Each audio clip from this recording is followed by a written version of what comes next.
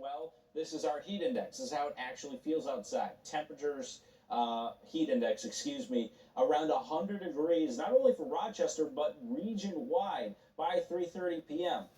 And this is what really amazes me. By 9:15 p.m., we're still feeling like around 90 degrees. This is going to continue all the way through Friday. Heat indices in the triple digits Wednesday, Thursday, Friday, and then for the holiday weekend, likely going to be feeling actually a little bit cooler than the actual temperature due to the possibility of some more rain and thunder.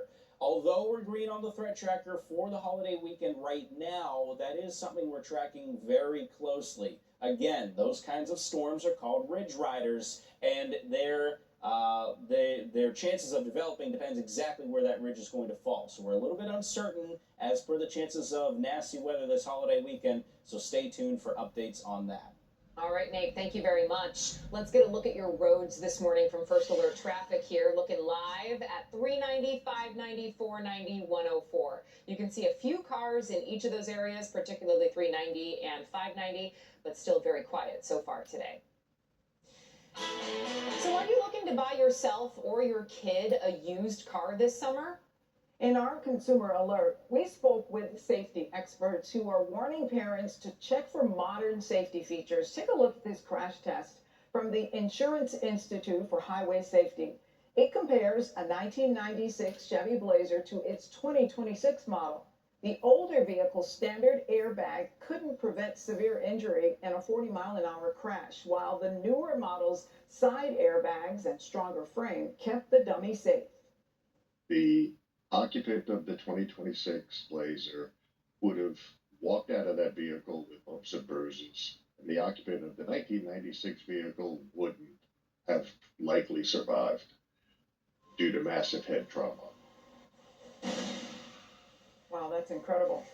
The Institute says advanced features like automatic emergency braking and blind spot detection are now standard on most new cars, helping to save an estimated 50,000 lives over the past decade. You can watch the full story under the Consumer Alerts tab on WHEC.com. We told you Studio 6 Extended Stay Motel in Greece was ordered to cease operations. Well, move-out day for people living there was yesterday. The town voted to shut it down until owners could fix a bunch of fire and code violations and earn a special use permit. Studio 6 owners say they're working on it. Their next chance to get a special permit is in the town board's next meeting on July 16th. 5:20 now, the world's largest operating steam locomotive is on the move. The Union Pacific's Big Boy is heading down the East Coast as part of the 250th anniversary celebrations, with stops planned in Pennsylvania this week. If you recall, it also visited Letchworth State Park, and we had a crew there. The historic train is making brief stops in Reading and Pottstown before traveling to Philadelphia for a free 4th of July display.